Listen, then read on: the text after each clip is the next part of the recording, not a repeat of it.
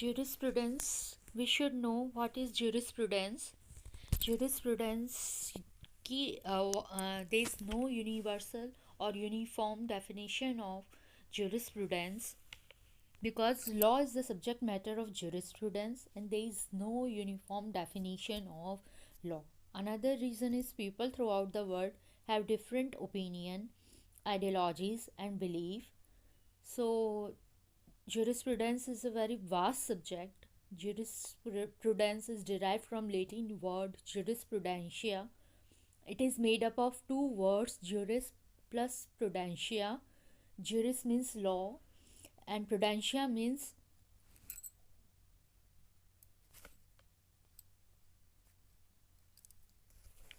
and prudentia means knowledge of law. So this is the jurisprudence, what we said, what is the subject is all about. Then Jeremy Bentham. We have 5 jurists. We will read in this video 5 jurists which are very important to be remembered because in jurisprudence Jeremy Bentham, John Austin, Julius Salmond, Holland, and how they give definition, Julius Stone, how these all scholars have given their definitions, approaches towards this. So it is a very important thing to remember that we should remember them. First of all, Jeremy Bentham. Bentham was the first who distinguished his study what is law, and he is also known as the father of jurisprudence. He was British philosopher, jurist and social reformer.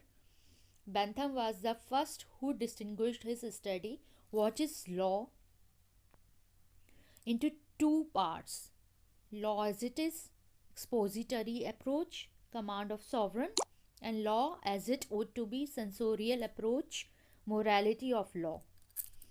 So what is command of sovereign? It is the law as it is, expository approach according to Bentham, and law as it is ought to be, censorial approach, morality of law according to Bentham's approach.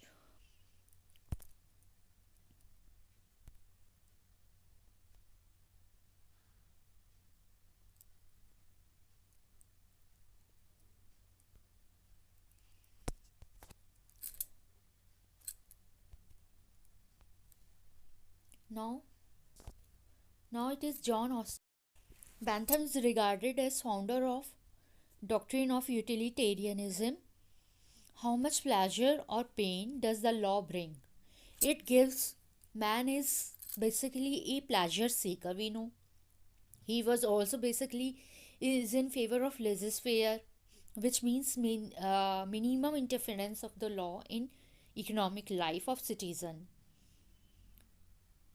So Bentham, it is all about of Bentham, how he gives Jeremy Bentham, how he gives definition of the jurisprudence. Now second jurist is John Austin. John Austin was eminent British jurist. He was professor of jurisprudence in the London. Austin defines jurisprudence as a philosophy of positive law. Here positive law means command of the sovereign. However, Austin favored the command of the sovereign concept of Bentham, but he opposed his censorial approach. Therefore, Austin developed his theory of legal positivism. He defines jurisprudence. According to him, jurisprudence is a philosophy of positive law, and therefore he gives legal positivism theory. He separates moral rule from positive law. The three basic points of the three basic points of Austin theory of law: the law command issued by the uncommanded commander, the sovereign. It is the state which enforces law. Command is are backed by It is back.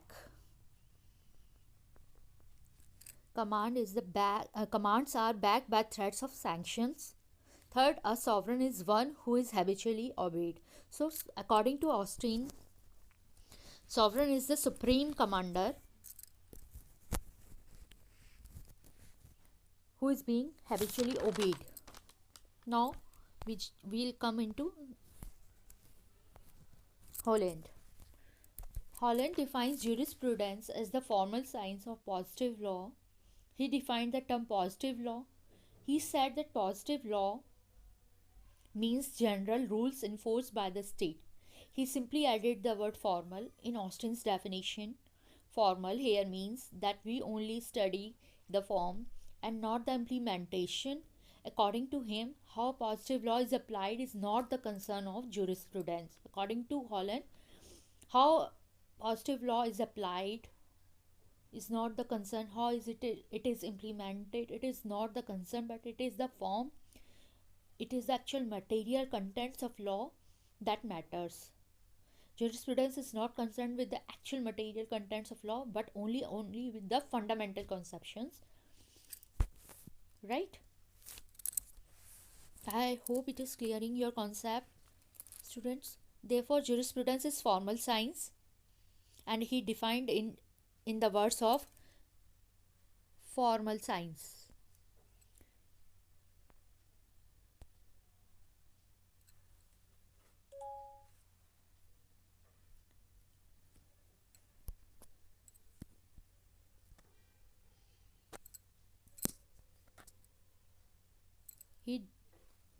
He defined jurisprudence as the formal science of positive law. Now,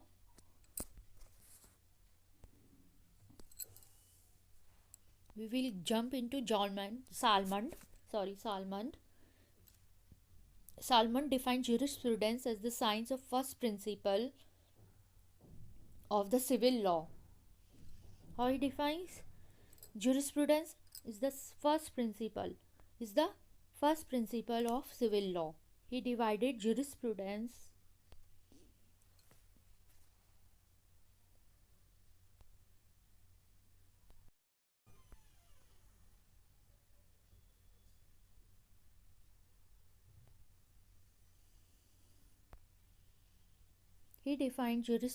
as the science of first principle of civil law. He divided jurisprudence into two parts.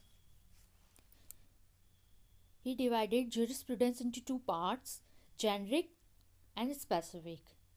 Generic is that this includes the entire body of legal doctrine, and specific, particular department of any portion of the doctrine. What the particular doctrine or portion says, it comes into specific part of the jurisprudence. Now, specific jurisprudence again divided into three. Specific jurisprudence is again divided into three parts: analytical, historical, and ethical. Now, analytical, what is analytical part? Analytical is that part of the jurisprudence in which the content of actual legal system existing at any time, past or present. Historical, it is concerned with the legal history and its development. And third, ethical, that is, according to him, the purpose of any legislation is to specify laws as it ought to be. It deals with the ideal of the legal system. I hope it is clearing your concept. Then Julius Stone. Julius Stone defines jurisprudence as the lawyer's extra version. It is the lawyer's examination of the ideas and techniques of the law which is derived from his knowledge of other subjects beside law. That is his knowledge of other social science. In conclusion, we can safely say that jurisprudence is the study of fundamental legal principles. So we can say that what the jurisprudence is? It is the study of fundamental legal principles.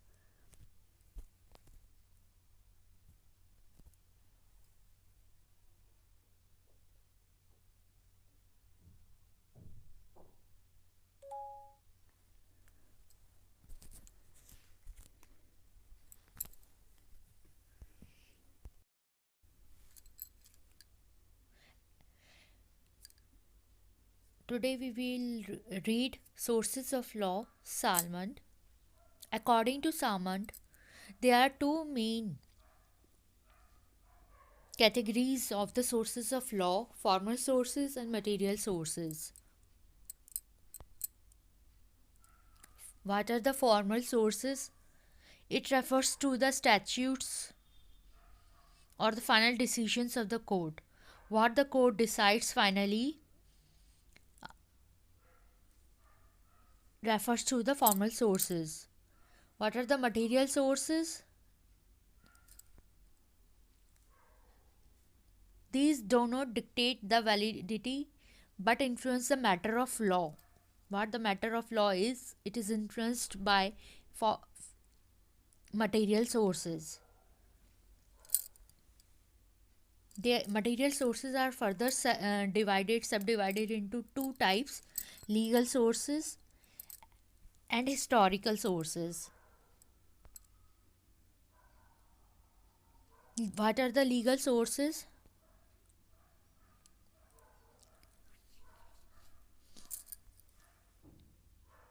What are the legal sources? The legal sources are authoritative in nature and form an important part of the law by which the rules are created and followed by the courts. Example of legal sources are legislations. There are four types of legal sources, that is legislations, precedents, customs and conventional law. The legal sources are further subdivided into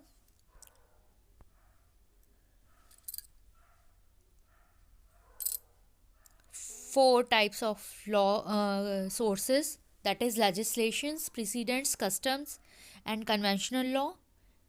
And the legislation we will read.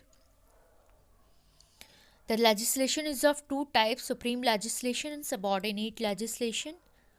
What is the supreme legislation? It is laid down by the superior authority of the state. Like example, parliamentary acts, ordinances and all the laws in the government enacted by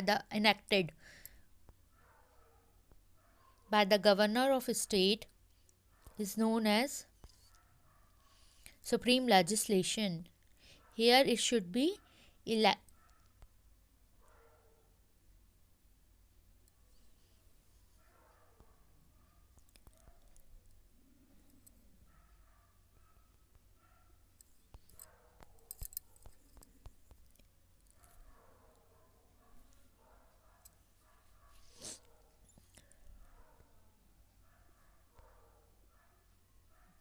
governor of a state.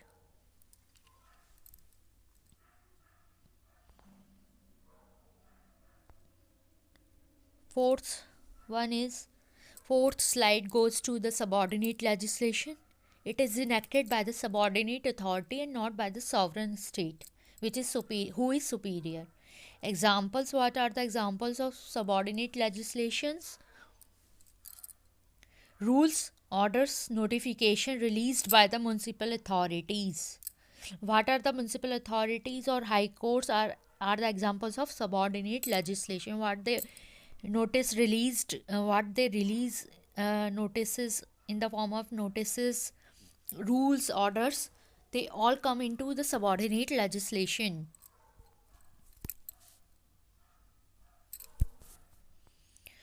Subordinate legislation is further divided into following five categories: colonial legislations, executive legislation, judicial legislation, municipal legislation and autonomous legislation. We will discuss one by one in detail. First, we will discuss about colonial legislation. What is the colonial legislation? The laws enacted by the British government for India is known as colonial law. Whatever laws enacted by the colonies by their controlling authority are colonial legislations. For instance, India was a colony of the British government Hence, any law enacted by the British government for India is known as colonial law. Executive legislation: when the law making function is given to the government departments, it is known as executive legislation. What is judicial legislation? When a judicial authority such as the superior court makes a rule, it falls under judicial legislation. Municipal legislation: the laws enacted by the municipal or corporation for districts are known as municipal legislations. Autonomous legislation: when autonomous bodies such as universities enact rules for their own purpose, they are known as autonomous legislations. Now we will come into second source of law, that is judicial precedents.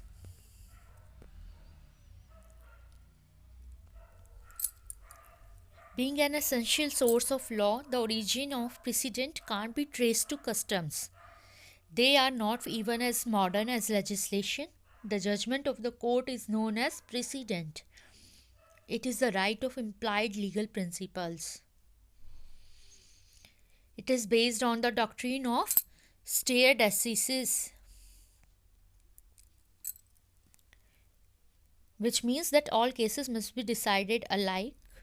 When the facts of the next case are similar to the previous ones, the case should be decided accordingly.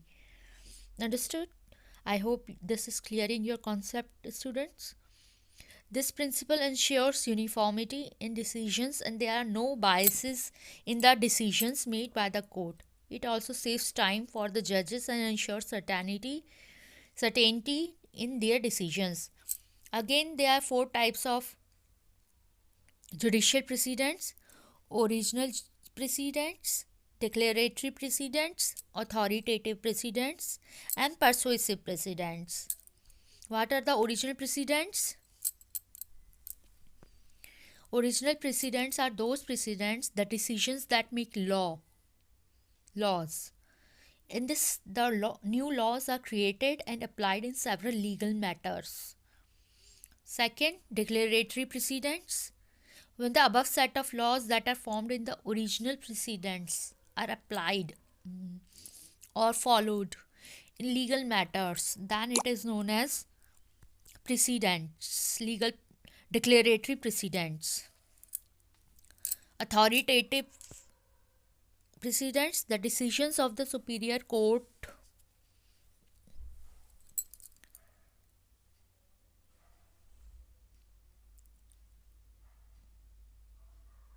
An authoritative precedent is more powerful as the judge has no other choice than to consider it.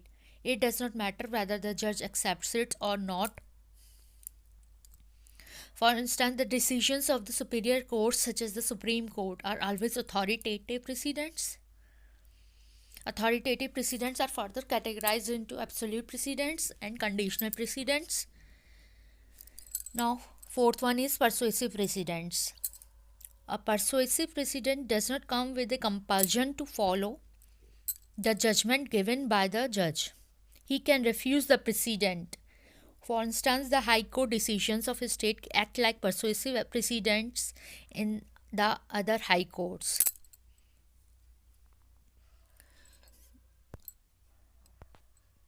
Now, customs. Third source of law is the customs. Customs are the oldest source of law, as we all know, that refers to the traditions and habits of the society and not the formal rules. It is merely observed to ensure uniformity because they refer to the code of conduct followed by the people of a specific community. Definitions of customs may be given by Holland, Austin. Holland, according to Holland, custom means the course of conduct that is commonly observed. What is commonly observed in the course of conduct of anything? It is known as custom. According to Austin, customs are a standard of direct that the sovereign suddenly sees and does not conform to the law set by the political superior. I hope it is clearing your concept. Elements of a valid custom. Now there are five elements of the six elements of the valid custom. That custom must be ancient and must have been used for years, as it is stated in the Gokul Chand versus Praveen Kumar case. Second, the customs should be in use continually and must serve a clear meaning. That is, customs must have a clear meaning. As stated in Hampton versus Hono, customs must be legally binding and for a valid reason, must have a valid reason, and must be based on the principles of justice and equality. Customs must not be conflict with each other. It is in the alignment of the moral principles, public interest. Customs must not violate the fundamental rights of the citizen of a person or go against her legal rights. There should be no force or coercion applied to practice a custom. Means custom should not be applied by force. Forcibly it is not should be applied. Following are the types of customs. There are four types of customs: customs without sanction, custom with sanction, legal custom, general customs. Custom without sanction. These customs are not mandatory and are followed because of the common public opinion. So these type of customs are not necessary that it should be followed because to be followed because of the common public opinion. Custom with sanctions. According to these customs, these are mandatory and are enforced by the state. Whatever is the mandatory, whatever law or whatever thing states mandates over its citizens, it is known as custom with sanction. These are further divided into legal customs and conventional customs. Legal customs are those which has the force of law. It is again divided into legal customs, again divided into